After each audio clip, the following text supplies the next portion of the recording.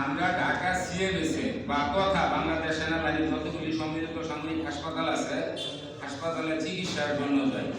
যেমন আমি এখানে আসার সাথে সাথে আমার এক বড় ভাই উনি বলল যে ভাই এখন তো অনলাইনে সিরিয়াল পাই না। অনলাইনে সিরিয়ালটা আপনার শুরু হয় রাত্র 12টার থেকে 5 মিনিট আপনার ডাটাটা খোলা থাকে, 5 মিনিট পরে অফ করে দেয়। কারণ আমার প্রতি মাসে 2বার 3বার যাওয়া লাগে, যার কারণে এই জিনিসটা সম্বন্ধে আমি মোটামুটি ভালো অভিজ্ঞ। কারণ হলো এরা কি করে সারাদিন আপনার এই কম্পিউটারের সফটওয়্যারটা এনগেজ করে রাখে, রাত্রে 12টায় বলে 12টা 5-এ অফ করে দেয়। আপনি সিরিয়াল পান নাই, যার কারণে হাসপাতালে যাইয়া আপনি আপনার প্রয়োজন আপনি ডাক্তার দেখাইতে পারতেছেন না। আজকে আপনার এখন সমস্যা হয়েছে, আপনার এখন ডাক্তার দেখাইতে হবে, কিন্তু আপনি সিরিয়াল দিতে পারেন নাই। না দেওয়ার কারণে ওইখানে যে একবারে যাচ্ছেন ওরবারে যাচ্ছেন, কেউ আপনাকে পাত্তা দিচ্ছে না।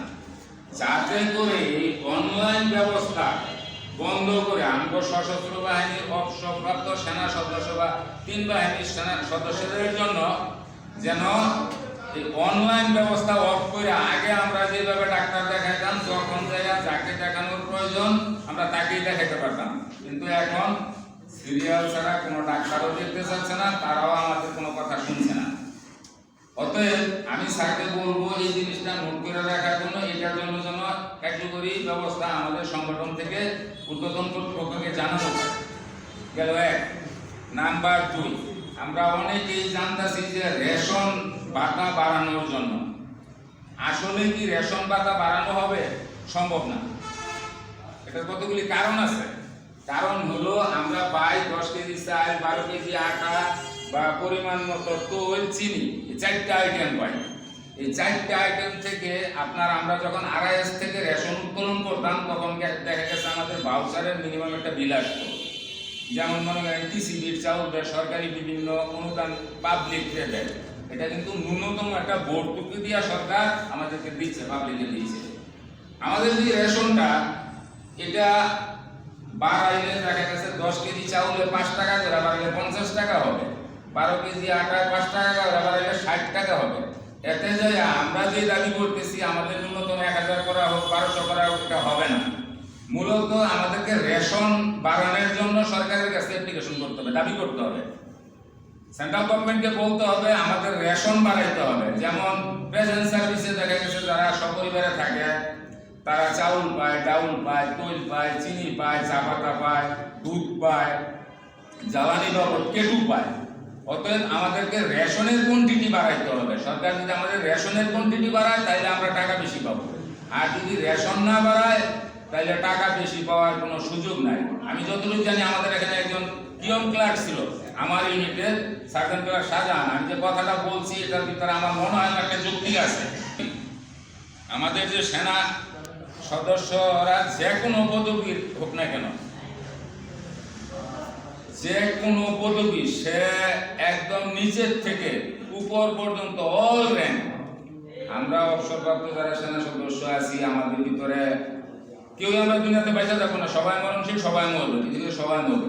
অর্থাৎ আমরা মরলে যেন আগে যে কথাটা চালু ছিল রাষ্ট্রীয় মর্যাদায় দাফন, এটা যেন বলবৎ থাকে। এটার জন্য কার্যকারী ব্যবস্থা যা করার আমরা আমাদের দৌড় আমাদের স্যার পর্যন্ত আমাদের স্যারকে বলবো এই ব্যাপারে এটা নোট করে এটা ঊর্ধ্বতন কর্তৃপক্ষের কাছে পৌঁছানো।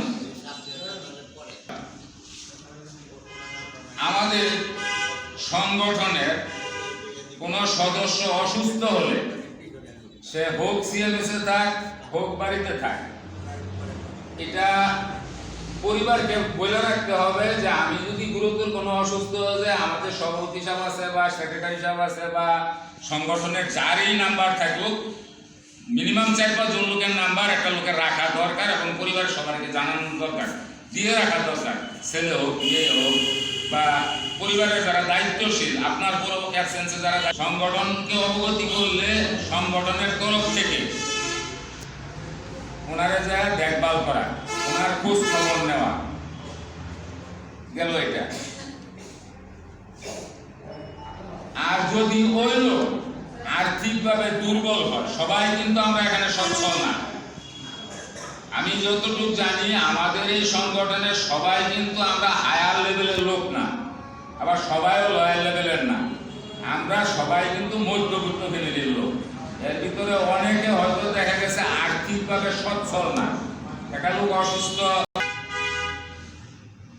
5 নাম্বার, আমাদের এই সংগঠনের ভিতরে আমরা কে কি করি না করি এটা দেখার বিষয় না। যার যেটা মনে চায়, আমি নাম বললাম না, যার যেটা মনে চায় করতে পারেন, কোনো সমস্যা নাই। কিন্তু আমরা যখন এখানে আসবো সবাই কিন্তু আমরা সহযোদ্ধা। আমরা যখন এই সংগঠনের কোনো কাজে জড়িত হব তখন আমরা সবাই সহযোদ্ধা, আমরা সবাই সৈনিক। এখানে দল মত নির্বিশেষে আমরা সবাই ভাই ভাই, আমরা সবাই সৈনিক। এটা যেন আমাদের মাথায় থাকে, এই জিনিসটা খেয়াল রাখতে হবে। সদস্য বা কোনো কর্তৃপক্ষ আমরা যেন কোনো এই সংগঠনের মাধ্যমে কোনো ব্যবসায় না জড়াই। ইতিপূর্বে দেখা গেছে এই সংগঠন থেকে, ইতিপূর্বে যারা এই সংগঠন চালায় গেছে তারা এই ব্যবসার নামে এই সংগঠনের মধ্যে দুর্নীতি করে গেছে।